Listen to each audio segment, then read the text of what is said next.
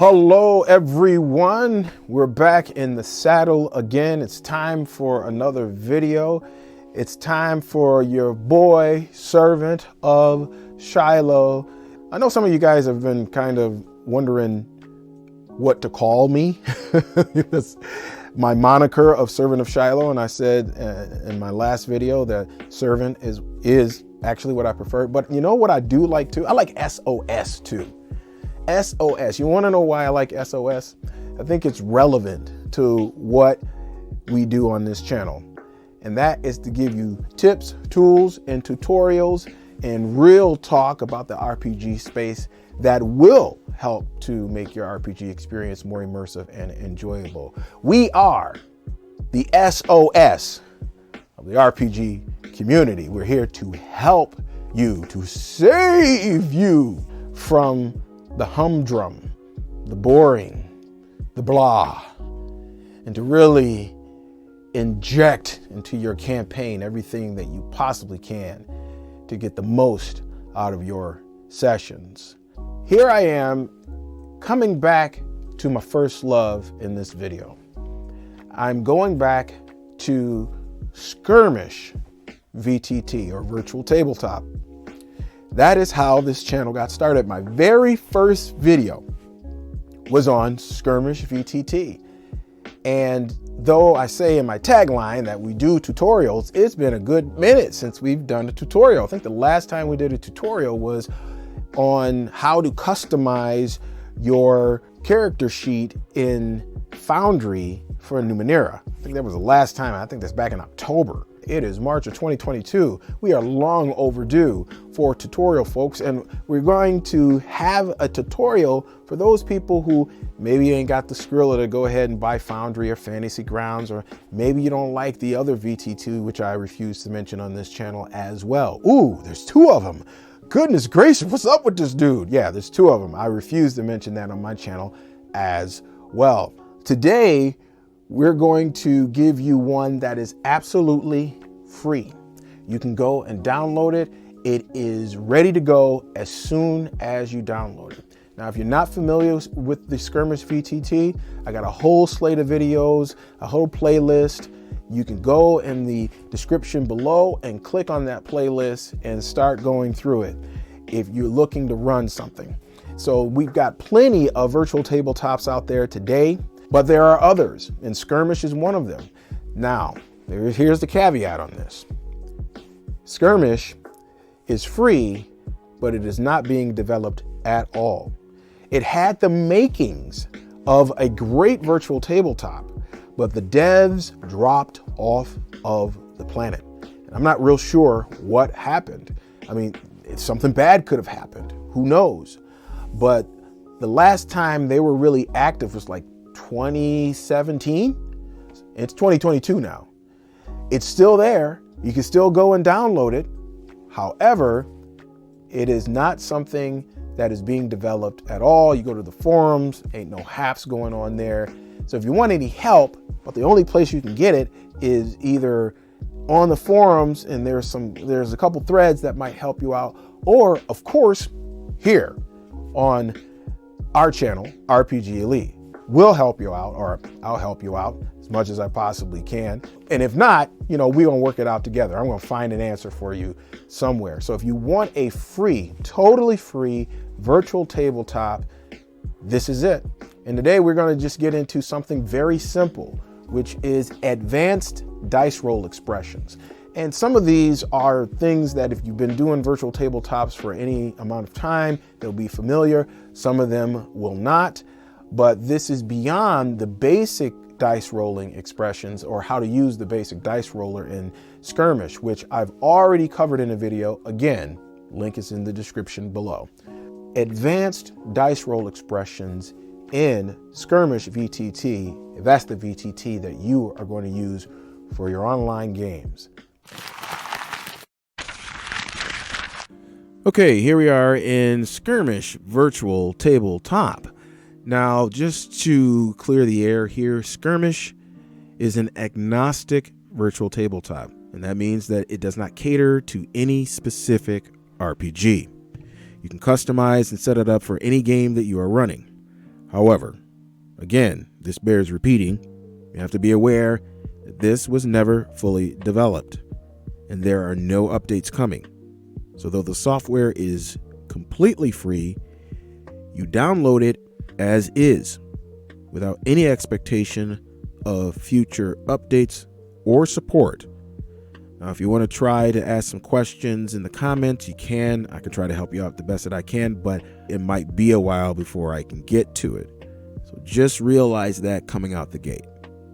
Now, I will have a PDF cheat sheet with all the dice expressions and formulas that we're going to be using here today, plus some others, if you want to download that and use those as well. And even if you don't use Skirmish, these expressions, they are very similar. They work in just about every VTT with a slight variation in syntax. So just make sure you look at the documentation for your specific VTT of choice when you want to use them. Well, the first thing that we're going to need to do is we're going to need to activate the dice roller. Now, I've already covered that in a previous video. Again, link in the description below for basic dice rolling, but we'll just do this real quick because it's been a while since we've done this. So I'm just going to click on game here. I'm going to click right here on configure plugins, and you have all these plugins here.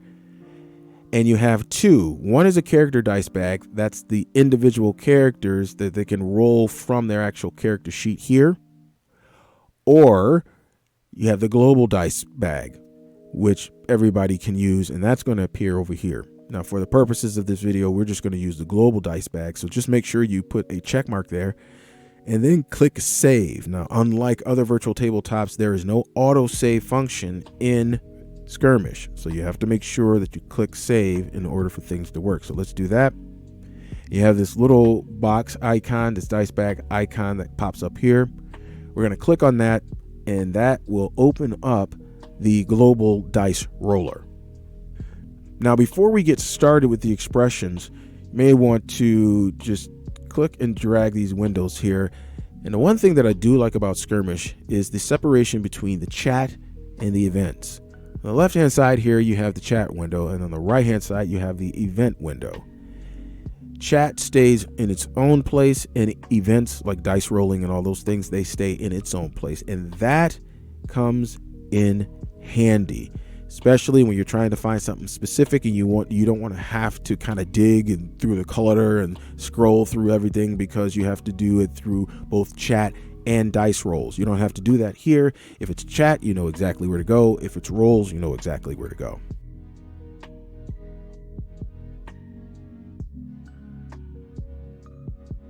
Now, this may not seem like a big deal, but if you want to keep everything native inside of Skirmish VTT, then this is something that you will use, and it's very convenient to have natively inside of Skirmish, and that is basic arithmetic. Now, you probably won't be using some of the other ones as much as others, but one of the most convenient ones to use is the rounding up and rounding down and rounding off. That's very convenient to use just natively inside of Skirmish. For example, let's say you just want to do some basic arithmetic and you want to do some rounding down. Now, all you need to do is, let's say you want 11 divided by 3. It automatically rounds down by default. So you won't have to put any extra expressions in there. It will just round down. It will not give any decimal points. You don't have to worry about that. It will just round down automatically. So if I click on this, it's going to give me a 3. However, if you want to round up, you can round up.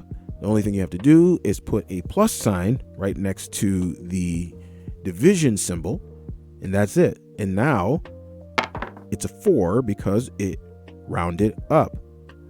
And then if you want to round off, which means that anything above 0.5 or 0.5 and above, it's going to round up. If it's 0.4 and below, it's going to round down. So what we're going to do here in order to make that happen is, remember that little wavy line that's right next to the 1 on your keyboard? You push shift and you put that in there. It's called a tilde. So if you don't learn anything, you learned what that symbol is called. It's called a tilde. You put a tilde right next to the division symbol right there, and it'll round up or down depending on which one it's closest to.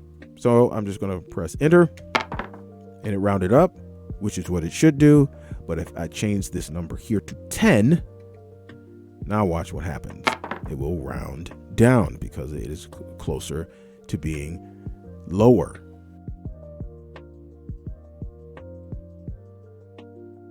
The next one is to drop the highest or drop the lowest. And since we have a Gamma World map right here, we're going to do a Gamma World expression. So let's say we are trying to roll a character's abilities, and that is rolling 4d6 and then dropping the lowest. So this is how that is expressed. You do your normal 4d6, and then you put in curly brackets. Now, it is important. You cannot use normal brackets because you will get this orange box that will not disappear. So you have to use curly brackets. And we want to drop, so we're going to put the letter D, and we want to drop the lowest out of these four. So we're going to put the letter L. And then we're just going to drop, and we're going to say that this is a whole die. We're just going to say 1, and then we're going to close this off, these curly brackets off, and then we're just going to roll. And as you can see down here, we have a 10, which is pretty average. You can also just change that L to an H, and it will automatically drop the highest. So we're going to drop the highest one, and we get average again, a little bit less. But you can also drop a range of numbers. So, for example, say you want to roll 3d10. And you want to drop, put that D in there, everything that is less than or equal to 3. Then you want to close that off. Now, what's important to note here is that you have to use both symbols. Even if you want one number, like all ones, you still have to use the less than or greater than symbol and the equal symbol. You can't just use equal, and you can't just use greater than or less than. Has to be both. But it is going to now drop the values of the dice instead of dropping just a die. So in this case, we're going to roll, and we got an 8. Now, the reason it only gave us an 8 is because all the rest of them was less than, I must have rolled really bad, because all the rest of them must have been 3 or less. If I roll again, and I had one that was 3 or less. If I roll again, finally got one that was all 3. So it's only going to display the ones that are over 3. Now, on the flip side of that, we have to keep the highest or keep the lowest or to keep a range. And the only thing you're going to change is one letter, D. You're going to change that to a K. That's it. So if we were going to say 3D10 and keep everything that is less than or equal to 3, and we rolled that, we only would have a 2 in this case because that's the only one that we had. All the rest of it, it dropped. If we want to just do the dice as we did with the other ones, let's say we want to keep, went a little bit too far, we want to keep the highest 3. Now, this is just a variation on the Gamma World one that I just did a second ago. And it's going to be 46, but we're just going to keep the highest 3. So you can do that either way. You can drop the lowest 1 or keep the highest 3. And then you can roll, and I got an 8, and I just keep going lower and lower, don't I? So that's how you use the dice expression for keeping the highest or keeping the lowest. It's the exact same as dropping it, except you use the letter K.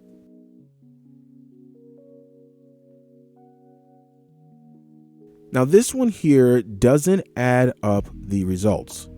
What it does is simply displays the amount of successes and failures in some cases, and that's it.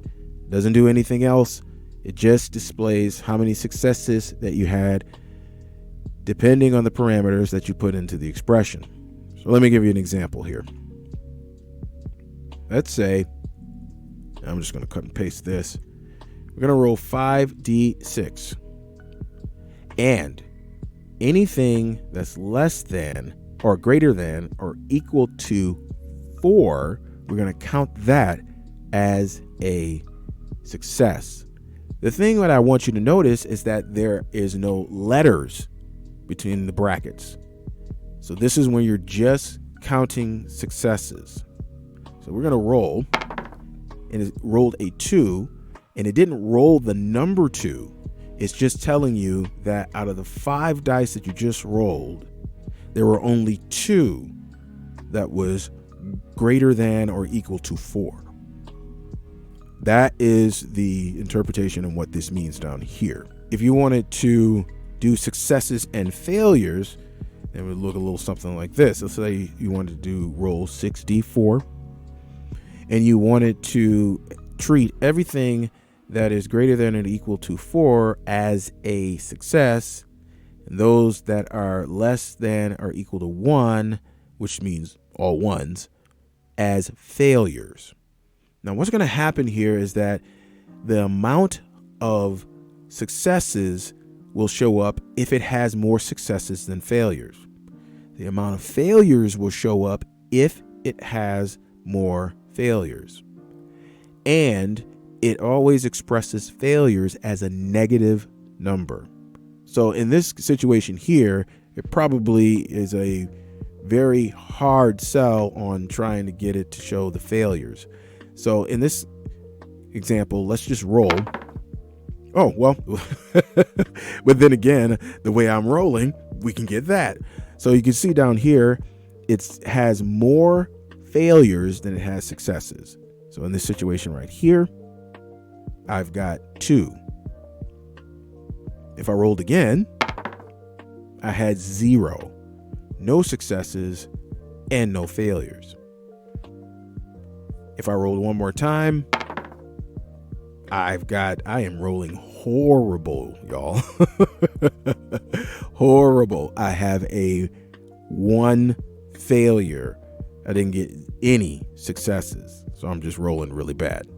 There are some other ones for successes, but those are the ones that you are more likely to use.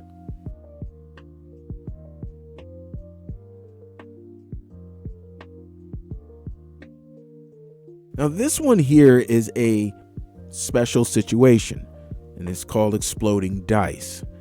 Basically, what happens is that you will roll a certain amount of dice, and once you give it the parameters of what you want to explode, which means what you want to roll over and add to the result, then it will do that. Let me give you an example here. I got an equation all ready. Just go ahead and paste it. So let's say you're going to roll 5d6. And you want to explode all the 6s. So the only thing you need to do and add at the end is an E. That's it. So what happens here is that if I roll any 6s, it will roll that die over and then add it to the result. If I roll 2 6s, it's going to do it twice. And every time that I roll a 6, it's going to keep doing it. So let's go ahead and roll and see what we get. Ooh, I got 2. 1, 2. Yep, I got 2. So in this situation, it exploded twice. There's another thing that you can do as well. So in this equation here, we're rolling 6d12. And we're going to explode anything that is greater than or equal to 5. And that means that we're going to have a long string of numbers here. But I just wanted you to see how this works. So let's go ahead and roll. And like I said, it's got a long string of numbers here. So you can do either 1 die, or you can do a range of dice.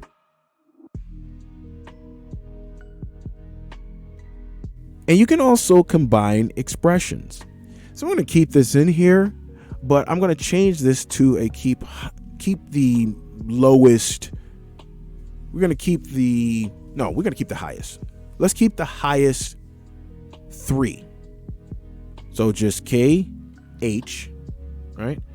We're going to delete that. I'm going to put 3 in there. And another thing to note, when it comes to exploding dice, they use parentheses, not curly brackets. That's why we still got this parsing here, but we'll just go ahead and fix that real quick. Very important. Exploding dice, parentheses. Keeping highest and lowest, that is curly brackets. So we're going to explode the dice every time we roll a 12.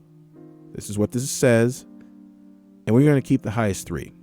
So it's only going to give us 3 results here. So let's see what happens. So we've got a 2, and we've got a 6, and we've got a 9, which equals 17. It's not too bad. But as you can see, you can combine your expressions as well. Skirmish VTT. It still has its quirks and things, and you have to do workarounds or whatever, but it's still totally, you can totally use this as your virtual tabletop. And as far as free virtual tabletops go, it's one of the best that I've seen. I mean, you can't for free use any virtual tabletop that's worth anything out there. So this one, out of the ones that are just totally free and just kind of out there on the internet, this is the one that you need to use. Again, if you don't have money to pay for it, this is it. Now, if you're a player, you want to worry about it. But if you're a GM and you want to run online games and things like that, this might be the way for you to go. Tell me if Skirmish is something that you would use or that you are looking for. Maybe it's something that you're looking for already. Okay, well, that is going to wrap it up for this video. We're going to move on into the next video twice a week, Tuesdays and Fridays. Y'all know what's up. Classic Tabletop Friday coming up. So until that time, folks, your boy is going to select station F. And until I see you again, God willing, you know how we do it. Happy gaming.